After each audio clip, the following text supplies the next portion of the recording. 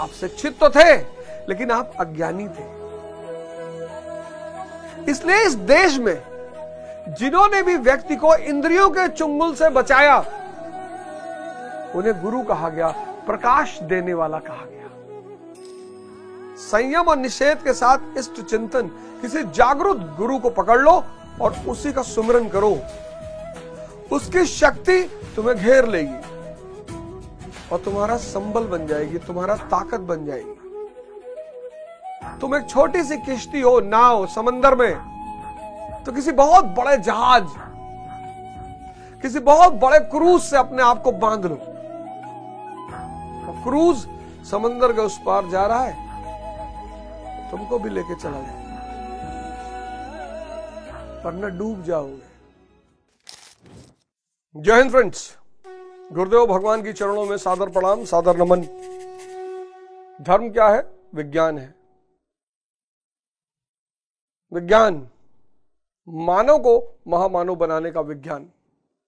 क्योंकि माया में अगर व्यक्ति उलझा, माया उपयोग के लिए है, ऐसा भी नहीं कि छोड़ ही देना है। ये जो माया है जिसको आप देखते हो, संसार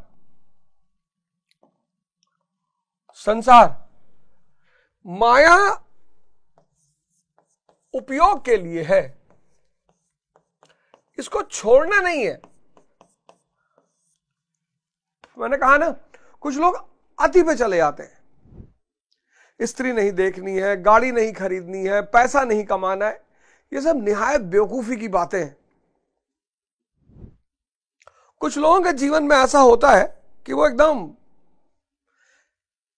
कि हिमालय चले गए, कई जन्मों की तपस्या है, इस जन्म में किसी कारणवश जन्म ले लिया और अब किसी से जुड़ना नहीं है। वो एक अलग स्थिति ही है, वो एक बिल्कुल अलग स्थिति है। लेकिन माया उपयोग के लिए है, भोग के लिए नहीं है। बस यहीं पर जो ध्यानी नहीं है ना, उनकी यही समस्या है। उनके लिए माया भोग है। और ये जो चीज है कि माया भोग है, यही सारे दुख का कारण है। बस इस कड़ी को आप पकड़ लीजिए। माया क्या है? उपयोग है, भोग नहीं है। माया यानी संसार, ये उपयोग है। उपयोग, आपको विवाह करना है, एकदम करिए, कोई बात नहीं। आपको आईएएस बनना है, एकदम बनिए। एमपी बनना है, एकदम बनिए। आपको महल बनवाना है, एकदम महल बनवाइए। आपको BMW खरीदनी है, एकदम खरीदिए। पर बेहोशी में मत करिए, होश में, उपयोग के रूप में करिए। विवाह एक संस्था है, समाज का निर्माण करती है। विवाह एक संस्था है, पहले परिवार बनाती है, फिर कई परिवार मिलकर एक समाज का निर्माण करते हैं। दो लोग मिलकर, स्त्री पुरुष मिलकर विवाह का निर्माण करते हैं। विवाह की अपनी कुछ आवश्यकताएं हैं, दोनों की जिम्मेदारियां हैं। अगर आप स्त्री को विदा कराकर ला रहे हैं तो उसकी सारी जिम्मेदारी आपके ऊपर है। किसी को घर छोड़ा रहे हैं आप, तो सब चीजों को समझिए। माया भोग नहीं है। जिसने माया को भोग माना, बस यही वर्ग दुखी है।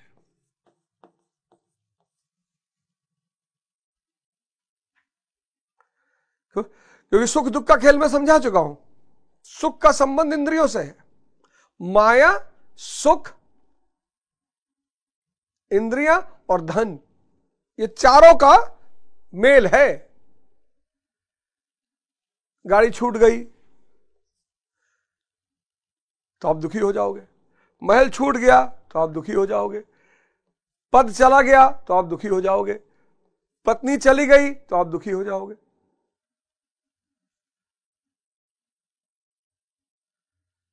और एक दिन इंद्रियां स्थिर पड़ जाएंगी। किसी भी बुजुर्ग आदमी से मिलिए, उसके साथ बैठिए जो 80 प्लस का आदमी है, 80 प्लस के किसी भी आदमी के साथ बैठिए जिसकी इंद्रियां खत्म हो गई हैं। वो बैठा है, अगर ध्यान किया है जीवन भर तो सुमिरन कर रहा होगा, तब तो वो स्वर्ग में होगा। लेकिन अगर अध्यानी है तो भाई साहब नरक मचा देगा और बहुत परेशान करेगा, खुद भी परेशान है ना अंदर से, तो परेशान करेगा।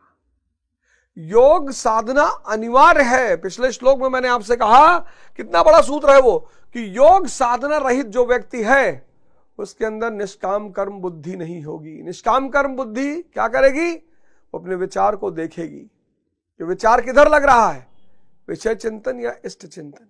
अगर इष्ट चिंतन पे लग रहा है तो भाव पैदा होगा, भाव से क्या होगा? शांति पैदा होगी, और शांति से सुख और महामानव की ओर आप अग्रसर होते जाएंगे। महामानव के पथ पर आप अग्रसर होते जाएंगे। सबके पास मौका है, सबके पास। साधना करनी पड़ेगी यार, बचोगे नहीं। एकदम रुको, एक प्रोग्राम शुरू करते हैं 6 महीने का, एक साधना का प्रोग्राम शुरू करते हैं 6 महीने का। अभी तो ऑनलाइन ही रहेगा, फिर प्रयास करूंगा कि महीने में एक बार ऑफलाइन भी मुलाकात हो, कि देखा जाए कि सबका विकास कैसा चल रहा है, क्या हो रहा है। तो शुरुआत करेंगे। तो 67वें श्लोक में भगवान कहते हैं कि जल में नाव को जिस प्रकार वायु हरण करके गंतव्य से दूर कर देती है, नदी में नाव बह रही है और हवा चली तो वो नाव को अपने गंतव्य से दूर कर देगी। ठीक वैसे ही विषयों में विचरण करती हुई इंद्रियों में जिस इंद्रिय के साथ मन रहता है, वह एक ही इंद्रिय उस अयुक्त पुरुष की बुद्धि को हर लेती है। ये बहुत, बुद्धि और इंद्रियां, बुद्धि और इंद्रियां, आशा करता हूं कि यह सूत्र सबने बना के रख लिया होगा। इंद्रिय संयम, इंद्रिय निषेध, और इन सबके साथ साथ इष्ट चिंतन। अगर इष्ट चिंतन नहीं है तो इंद्रियां कभी कंट्रोल में, नियंत्रण में नहीं आएंगी। यही शक्ति है जो इंद्रियों से, यही शक्ति, यही गुरु उंगली पकड़ रहता है, यही शक्ति है। इसलिए बहुत लोग साधना करते हैं पर टूट जाता है, क्योंकि वो सिर्फ संयम और निषेध से काम लेते हैं।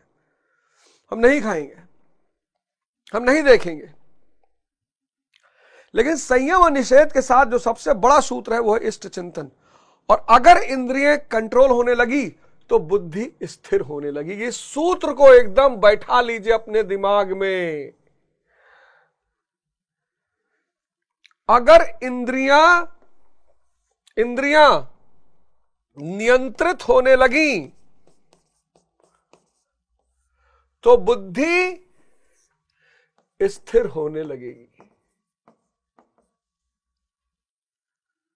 ये सूत्र आप बना लीजिए, चिपका लीजिए अपनी डायरी में। इस पे काम करिए, इस पे काम मत करिए। लोग बहुत उल्टा कर रहे हैं।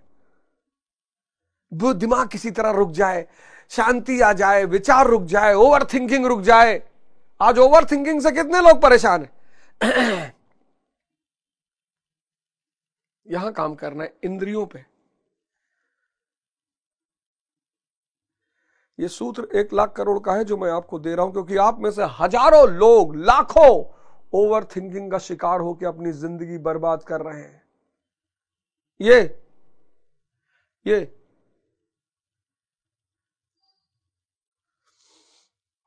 अब 5 इंद्रियां हैं, 5 इंद्रियां हैं। स्किन, नाक, कान, आंख और जीभ।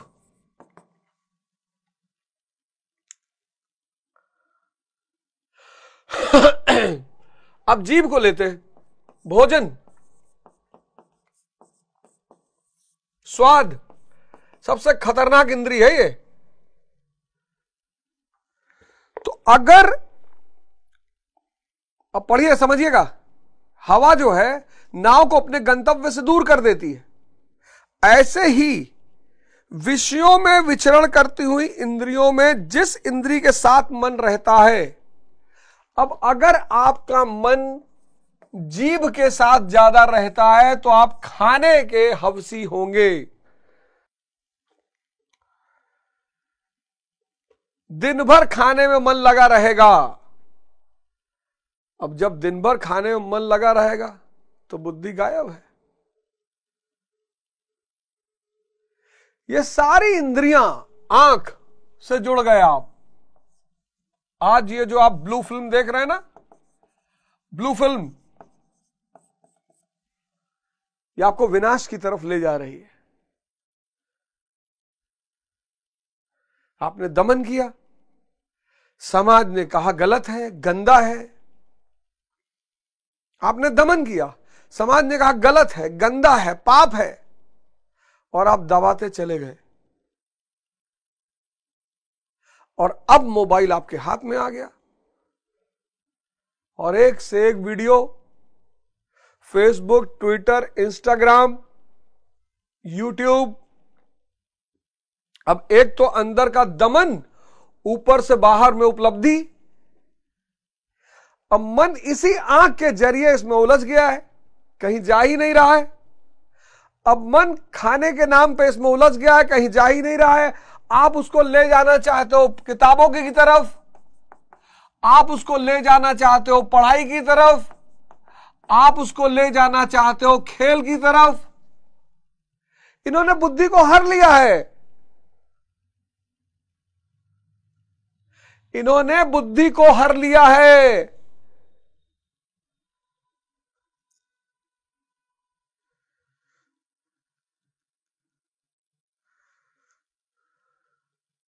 ये जो मैं आपको सूत्र समझा रहा हूं ना, अगर आप में से किसी को भी समझ में आ गया, आपका जीवन बदल जाएगा। आप ऋण नहीं उतार पाओगे, आपका जीवन बदल जाएगा। गुरु,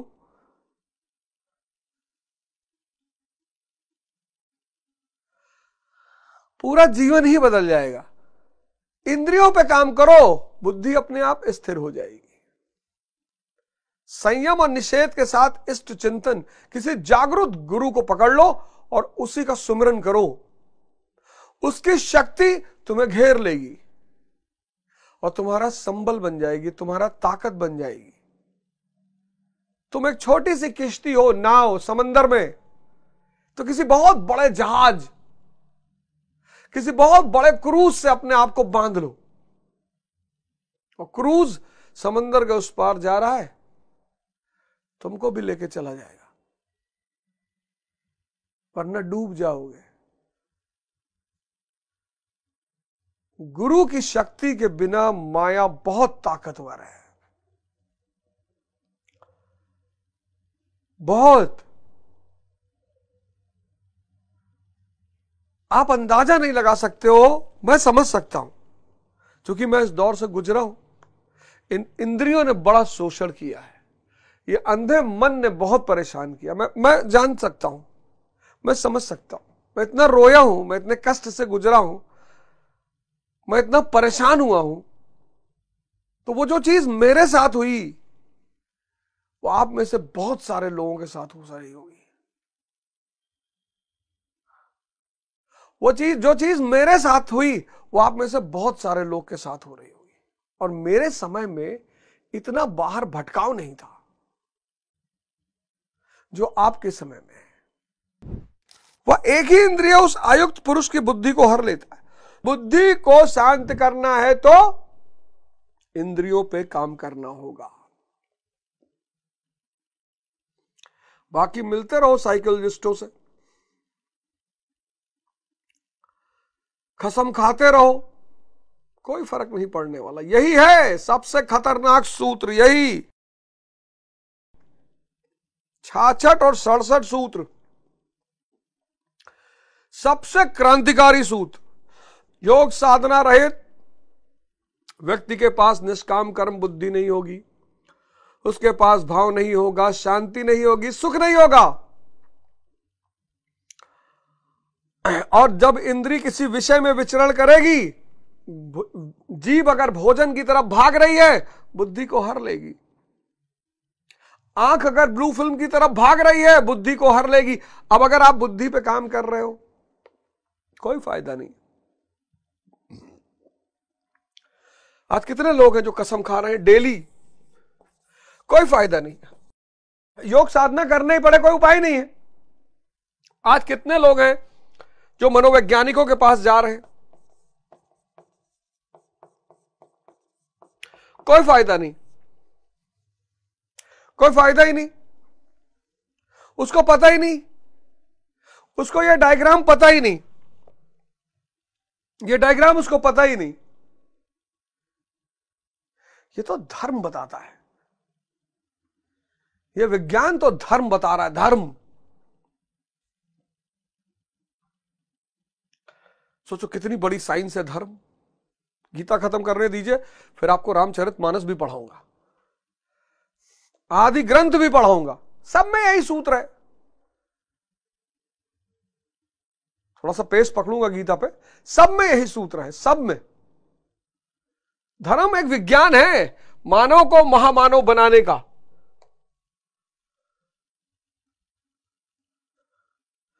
विज्ञान है धर्म।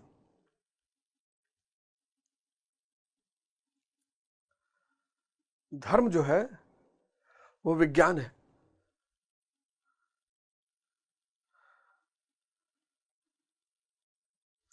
उस विज्ञान को आपको समझना पड़ेगा। अतः योग का आचरण अनिवार्य है। देखो फिर अनिवार्य शब्द आ गया, फिर अनिवार्य शब्द आ गया।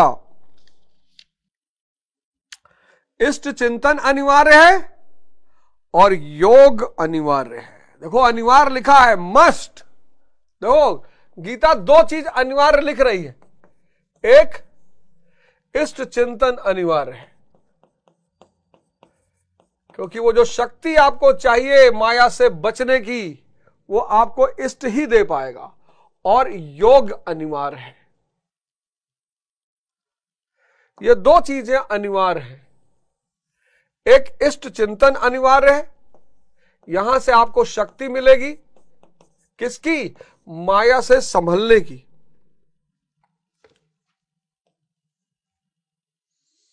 और यहां से आपको मार्ग मिलेगा। यहां से आपको शक्ति मिलेगी और यहां से आपको मार्ग मिलेगा। और मार्ग क्या है? मार्ग है कि यदि बुद्धि को स्थिर करना है तो इंद्रियों को संयमित करना होगा। यदि बुद्धि को स्थिर करना है तो इंद्रियों को संयत करना होगा, क्योंकि इंद्रिय किसी भी विषय में अगर विचरण करेगी तो मन को हर लेगी। आप सिनेमा हॉल में बैठे हो और गौर करना, अगर आप सिनेमा हॉल में बैठे हो और सेक्स की सीन चल रही, पूरे हॉल में सन्नाटा छा जाता है। पूरे हॉल में। आपने बहुत बार गौर किया होगा कि जब कोई सेक्स वगैरह की सीन चल रही होगी, पूरे हॉल में सन्नाटा। कई बार तो बगल वाले की सांस सुन सकते हो। ऐसा क्यों हुआ?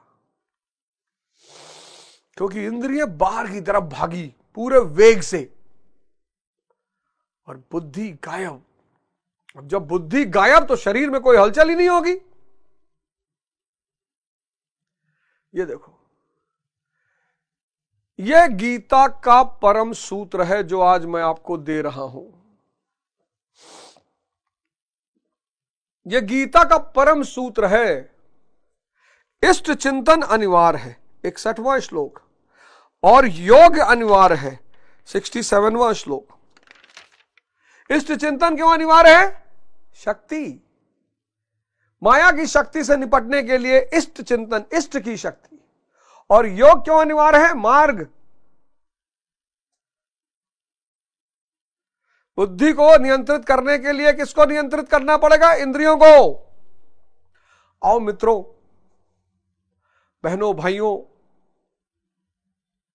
आओ एक नए समाज, एक नए परिवार, एक नए देश का निर्माण करें। ये डायग्राम बना लीजिए। यही है सारा खेल।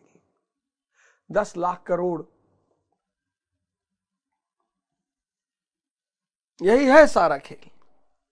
आज मिसिंग है। कसम खा रहे हैं लोग, कसम खा रहे हैं। नशा नहीं करेंगे, व्यभिचार नहीं करेंगे, कोई फर्क नहीं पड़ता, करते रहो। कसम खा रहे, मनोवैज्ञानिक के पास जा रहे, साइकोलॉजिस्ट के पास जा रहे, कोई फर्क नहीं पड़ता। ये 40 दवा दे देगा, किडनी फिडनी सब खत्म। आओ धर्म की तरफ, आओ धर्म की तरफ। इष्ट चिंतन अनिवार्य है और योग अनिवार्य है। क्रियात्मक आचरण पर श्री कृष्ण पुनः बल देते हैं। कौन सा श्लोक? 68वां श्लोक, 68। तस्मादस्य महाबाहो निगृहीतानि सर्वशः इंद्रियाणि इंद्रियार्थे अभ्यस्तस्य प्रज्ञा प्रतिष्ठिता। इससे हे महाबाहो, अजान बाहु और महाबाहु भगवान के लिए शब्द इस्तेमाल किया जाता है जो चारों दिशाओं में काम कर सके। इससे हे महाबाहो, जिस पुरुष की इंद्रियों के विषय से सर्वथा वश में की हुई होती है, उसकी बुद्धि स्थिर हो जाती है। बस यही सूत्र है। बुद्धि को स्थिर करने का बस यही सूत्र है, इसके सिवा कोई सूत्र नहीं है। कोई सूत्र नहीं, तो उसकी बुद्धि स्थिर होती है। बाहु कार्य क्षेत्र का प्रतीक है। भगवान महाबाहु एवं अजान बाहु कहे जाते हैं। वे बिना हाथ पैर के सर्वत्र कार्य करते हैं। एक बार आपकी बुद्धि स्थिर होकर परमात्मा से जुड़ गई, आपके अंदर की चेतना से जुड़ गई, तो आप सर्वत्र विद्यमान हो जाओगे। सब काम आपके लिए आसान हो जाएगा। अजान बाहु, महाबाहु। एक बार आप तुलसीदास बन गए, सूरदास बन गए, कबीर दास बन गए, रैदास बन गए। एक बार आपकी इंद्रिय संयम हो गई, बुद्धि शांत हो गई, और बुद्धि इतनी शांत हो गई कि आपके अंदर की चेतना से जुड़ गई, तो आप हो गए तुलसीदास, आप हो गए कबीर दास, आप हो गए रामदास, आप हो गए रैदास, आप हो गए सूरदास, इत्यादि। दास शब्द देख रहे हो? ये दास, ये कि अब जैसे अंदर का परमात्मा करे। परमात्मा क्या है? सर्वशक्तिमान है, सर्व विद्यमान है। आप भी हो जाओगे अजान बाहु और महाबाहु। उनमें जो प्रवेश पाता है या जो उसी भगवत्ता की ओर अग्रसर है, वह भी महाबाहु है। जो चाहेंगे आप करेंगे। श्री कृष्ण और अर्जुन दोनों को महाबाहु कहा गया है। देखिए इस लाइन को पढ़िए। उनमें जो प्रवेश पाता है या जो उसी भगवत्ता की ओर अग्रसर है, वह भी महाबाहु है। ये विचारों का पर्दा आपके और आपके चैतन्य के बीच में जो पर्दा है ना, वो विचारों का पर्दा है। चल रहे हो, उसी पर्दे को हटाने का नाम है साधना। आज जो आप पढ़ नहीं पा रहे हो, खेल नहीं पा रहे हो, आज आप अपनी स्थिति देखो। सेक्स एक ऐसा शब्द है जिसका कोई वजूद ही नहीं है ही नहीं। सेक्स जैसी कोई चीज होती ही नहीं है।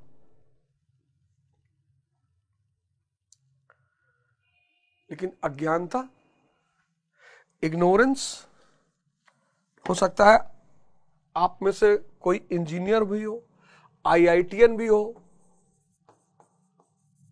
डॉक्टर हो, MP हो, MLA हो, साइंटिस्ट हो, लेकिन आपको बुद्धि और इंद्रिय का संबंध नहीं पता रहा होगा, तो आप अज्ञानी थे। आप शिक्षित तो थे, लेकिन आप अज्ञानी थे। इसलिए इस देश में जिन्होंने भी व्यक्ति को इंद्रियों के चुंगल से बचाया, उन्हें गुरु कहा गया, प्रकाश देने वाला कहा गया। इंद्रियां अंधकार की तरफ ले जा रही हैं। खाए जा रहा है आदमी, खाए जा रहा है, शुगर बढ़ गई, BP बढ़ गई, ट्राइग्लिसराइड, यूरिक एसिड।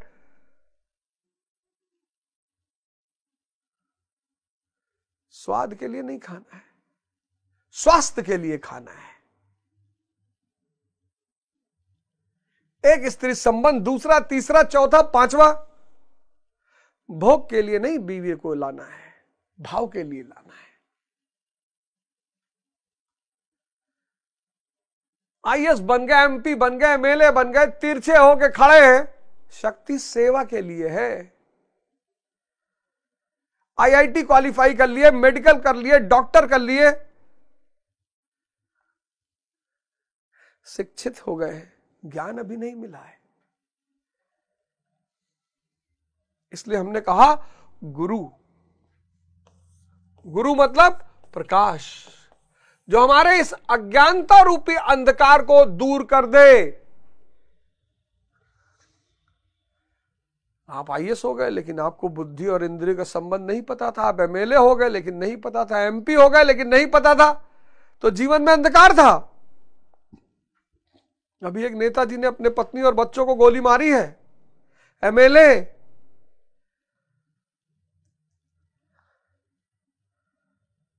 जो बुद्धि और इंद्रियों के संबंध को समझाकर बुद्धि को अंदर की चैतन्य में स्थिति करवा दे, वो प्रकाश।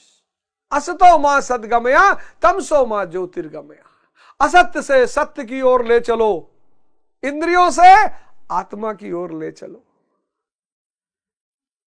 अंधकार से रोशनी की ओर ले चलो। और यही निमंत्रण मैं आपको देने आया हूं। बचिए इस अज्ञानता से, बचिए इस अज्ञानता से, बचिए। इस अज्ञानता घेरे ले रही है सबको, सबको घेरे ले रही है। एक अजीब सा अंधकार पूरी दुनिया में, खासकर भारत में फैलता जा रहा है, और सब उस अंधकार की तरफ अग्रसर हो रहे हैं। आइए योग और ध्यान की दिशा में आए, योग साधना की शुरुआत करें, जिससे निष्काम कर्म बुद्धि पैदा हो जाए। निष्काम कर्म बुद्धि भाव पैदा कर देगी, भाव शांति पैदा कर देगी, और शांति प्रकाश की तरफ ले चलेगी। जय हिंद, जय भारत।